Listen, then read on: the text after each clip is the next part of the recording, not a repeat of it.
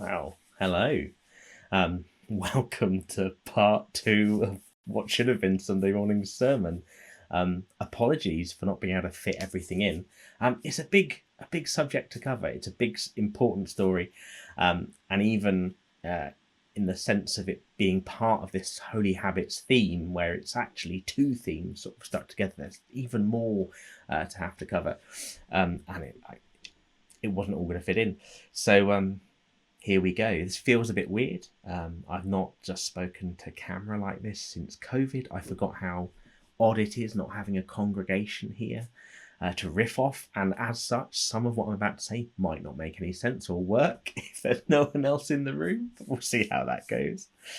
Well, cast your minds back to Sunday morning. And if you haven't watched the service already, you can.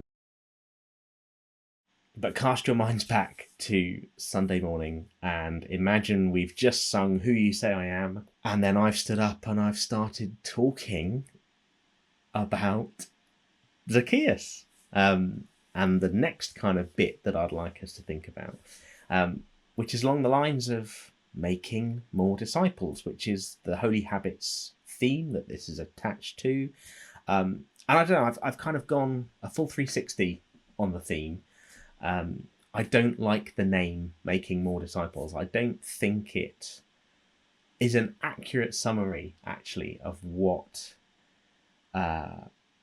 we're being asked to do. I think actually there's something simpler here, especially when there are other bits of Holy Habits about kind of teaching and preaching and other things that kind of are part of being a disciple and discipleship. To the extent that making more disciples is perhaps not a great thing on its own to be thinking about. And I suppose one of the reasons for that is, well, when we're asked to look at it alongside passages like this, or think about it in the context of passages like this, where Jesus rocks up to a tree and has a conversation and everything just kind of falls into place. And when you take the passage like this in isolation, it looks really straightforward and easy. And then when we look at this for Jesus, it looks very straightforward and easy. But when we look at this as disciples today, how are we supposed to do that, right? How can we just walk up to people and have this kind of a conversation, and one thing lead to another, and this person's world is changed, and they are, in the case of Zacchaeus, saved? This is a fascinating question when we look at these stories in the New Testament, or stories when we look at these encounters with Jesus in the New Testament, and the way that people are so changed. And I guess the point I'd like to make at the start of sort of thinking about this is not where Zacchaeus' story or where his journey starts with regards to Jesus. He is primed, right? He climbs into that tree. This isn't something he's doing on the off chance, right? You don't see a crowd of people and think, well, I can't really see what's going on. I'm just going to climb this tree, because it must be worth it to see what's going on. Maybe you are that kind of person, maybe not. But I don't think many people are. And I don't think if you're the chief tax collector in a city that you're that kind of person. Let's climb a tree and see what's going on. And actually I think the text kind of helps support me on this. And we can, through the magic of technology, we can even see the text at the minute. So here we go. A man was there by the name of Zacchaeus, who was chief tax collector. He wanted to see who Jesus was, but because he was short, he could not see over the crowd. So he climbed that tree. He wanted to see who Jesus was, not who this person was that's causing this hubbub. Jesus is named. So I think we can infer some familiarity with Jesus there. And actually, if we think about this, having read the text, if we're to look back in chapter 18, tax collectors are talked about like a few passages before. In chapter 18, actually I can click back and even see it, and so can you. Here, the parable of the tax collector. Luke 18 verses 9 to 12. No, 9 to 14. You can have a look at that later if you want. But we're primed. We're primed as a reader to be thinking about tax collectors. And actually, well, Zacchaeus probably knows this about Jesus. He probably knows that Jesus doesn't automatically hate tax collectors. This is preaching that has happened. And Jesus, especially at this point, is well known. His preaching, his teaching, his miracles. He draws a crowd. He draws a spectacle. He is a spectacle, but people know what he stands for, and that's quite important. It's not just that he's been doing teaching, right? These thousands of people that he sees, they're not like that. It's not like they're not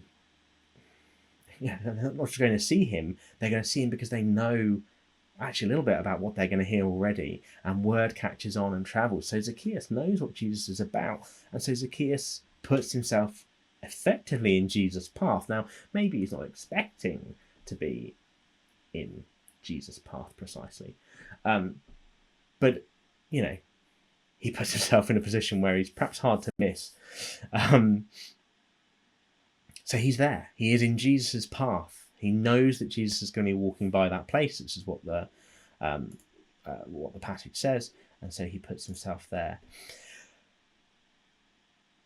So actually, like Zacchaeus has made the first move. It depends, doesn't it, if you count the teaching and preaching and what's gone on as the first move.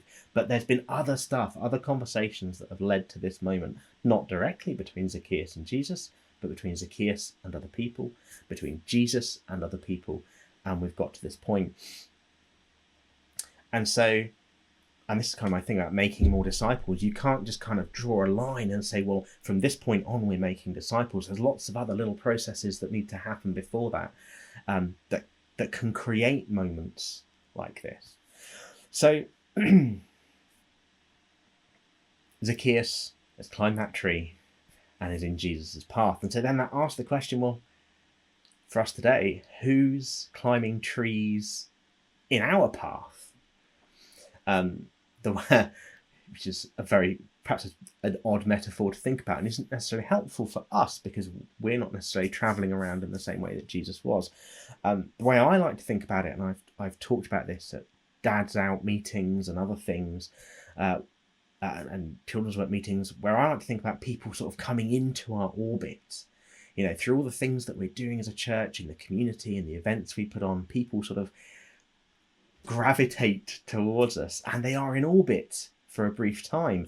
And the question that I like to think about is, well, what can we then do to help them to land, to become a part of our community? And I think that's the same sort of thing. If I was here standing in church, I would have flagged something that Don said at church council. I've completely forgotten the numbers. But he was talking about how many thousands of people come into our church every year,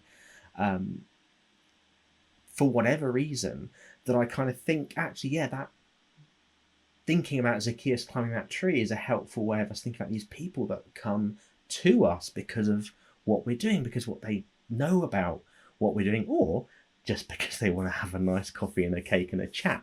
But that's an important part of it, and I'll get to that in a minute.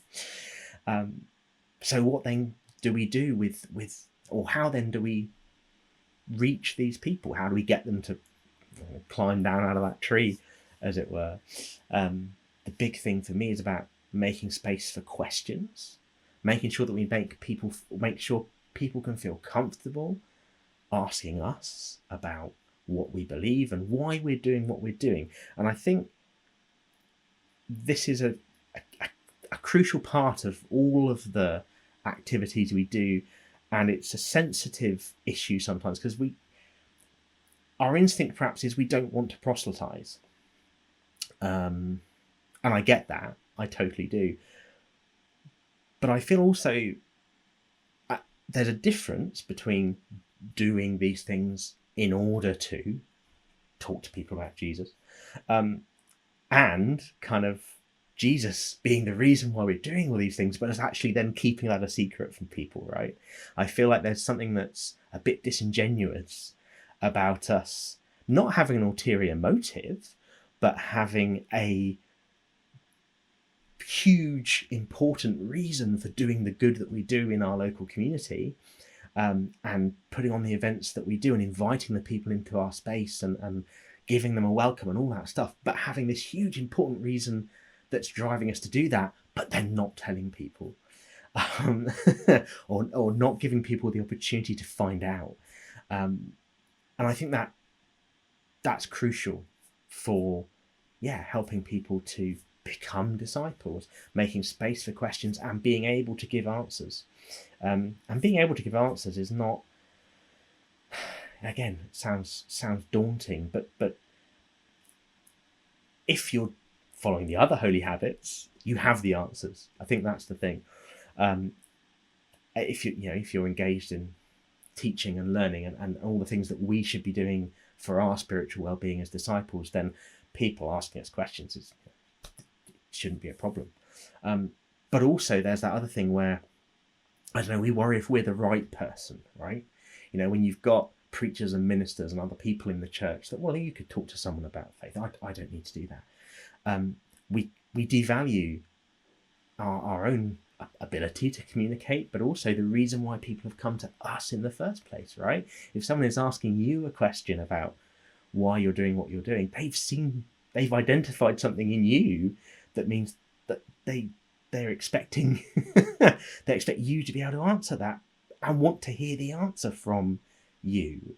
And so I think sometimes we kind of think, oh well, if I'd much rather point you to the preacher, and actually we're doing more harm than good, even if we think we wouldn't be able to give as good an answer to a question that someone might ask. That's not the point. The point is perhaps more the relationship and people being able to understand why we feel the way we do about God, and what we understand about who Jesus was and what he did. So yeah, don't worry if you're the right person. Now, thinking about Zacchaeus again and how his story doesn't start there, it also doesn't end there. And even the most faithful of Jesus' disciples, as you can read in the gospel, and we will think about specifically with Peter, even the most faithful of Jesus' disciples grapple with the reality of Jesus, grapple with his identity, the truth about who he is, and what he's done. And we'll think about Thomas as we get as we get to Easter Day perhaps, or the Sunday after Easter or whatever. As we follow their journeys, we need to remember that being a disciple is a lifelong journey. It's not something where we just kind of we get it right and we're done. You are a disciple now and that's it. It's committing to that lifelong journey of learning and transformation into who God intended us to be. So going back to the broader holy habits theme of making more disciples, that's sort of the other part of what we mean by more. It's making more of ourselves, more of our own faith, as it were, and then making sure that we are in a situation where we can do that as disciples, and making situations where we can do that for each other. On Sunday, I ended the service with the grace, and part of the reason for that is it was an opportunity for us to pray over each other and remember that as we bless each other, that actually as a congregation, as members of a church, we all have a responsibility to each other in our discipleship. We're all looking out for each other, because that's what it means to be part of a Methodist church. The next note I have on my the next bullet point I have here is then perhaps a difficult question, and that's then, who aren't we seeking, or who are we ignoring? If we have people that are climbing into trees in our path, and there probably are, if we're in if we're in church and we're at Beacon Cafe or something, and someone is walking into that space alone and wanting to talk to someone, what are we ignoring them, or are we actually engaging in those conversations? Are we seeking them the way that, as Jesus said, he came to seek and save? Are we seeking the way that he sought Zacchaeus? He sought us, and we need to make sure we do the same. There's an interesting question that I think is fascinating about the story of Zacchaeus. Is it's very matter of fact, very straightforward, and Jesus talks about salvation. Let's see if I can pull this up again. This passage here. Oh, I'm still on 18. Let's go back to 19. Right. So here we go. Jesus said to him, "Today salvation has come to this house, because this man too is a son of Abraham. For the Son of Man came to seek and save the lost." Today salvation has come.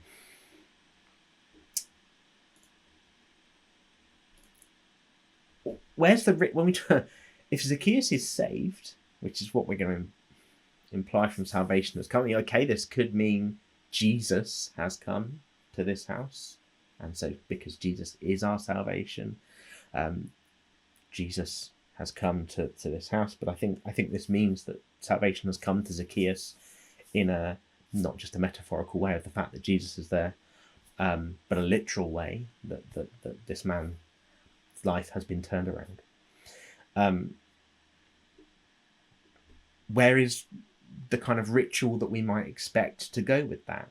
He's not taken Zacchaeus. Jesus doesn't say, "Well, I'm going to take you to the temple where you will pray and make sacrifices, and that you'll be absolved of your sins that way." He doesn't take him to a river to be baptized. There's no special words that Zacchaeus has to say. It just kind of happens. And I kind of like that. I kind of, I don't know, I really do like it, actually. Salvation can happen, and I said before about, even if you're not a very spiritual person, that's before on Sunday in the other part of the sermon, even if you're not a very spiritual person, even if you're not,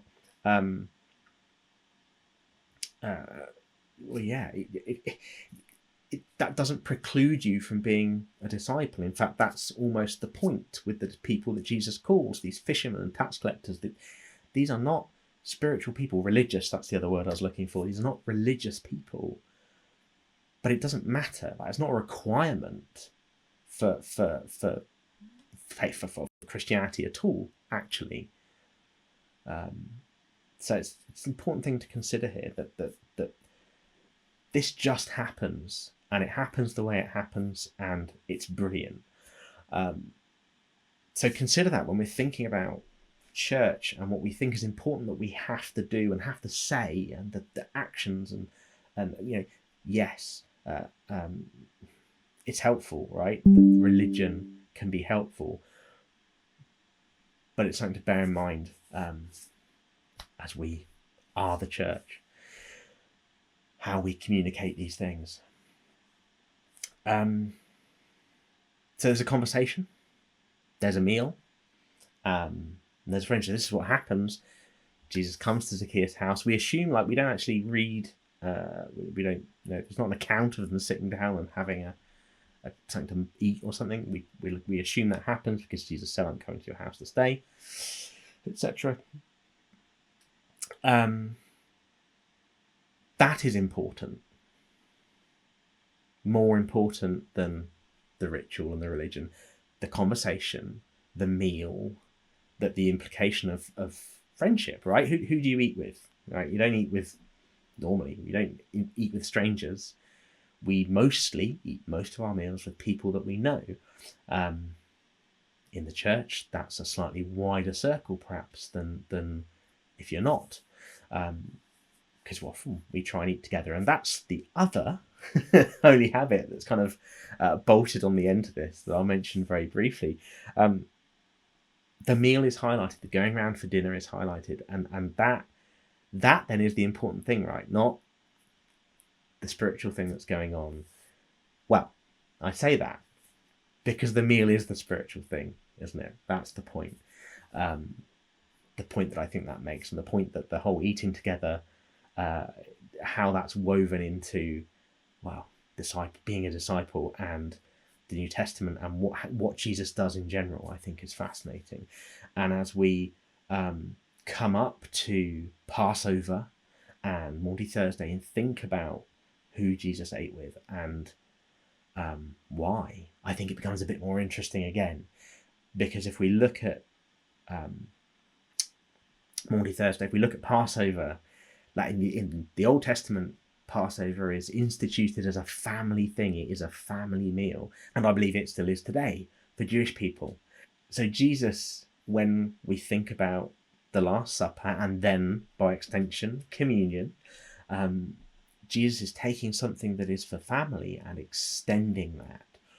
Not saying, I don't believe, not saying that we're extending who we eat with, or we're extending the boundaries of who we do and don't share this kind of thing with, a meal, whatever, washing feet, whichever of those things are, but actually extending the boundary of what it means to be family. And when you factor this into the larger narrative of the Bible from beginning to end, and if you look at it, it is, to me, obvious that it is about family. Every book is written in such a way that it's the context of family and God's family and our place in God's family. That's what is going on in the Bible. And so this connects to that and is another part amongst many others that I think hammers that home, that making more disciples, being a disciple, is about family and who we choose to be our family. I was thinking the other day about that saying, you can't choose your family, and that sort of, it's one of those throwaway things that people say, and you totally can. Like that's family is always a choice, and I think the Bible is really kind of hammers that home through all the strange stories that happens to various, strange stories that not strange. I think that's the point. These situations that families find themselves in throughout the Bible and how that is worked out, I think it makes it clear. And when then it comes to Jesus and the disciples, it is about, and his disciples and us, it is about choosing family.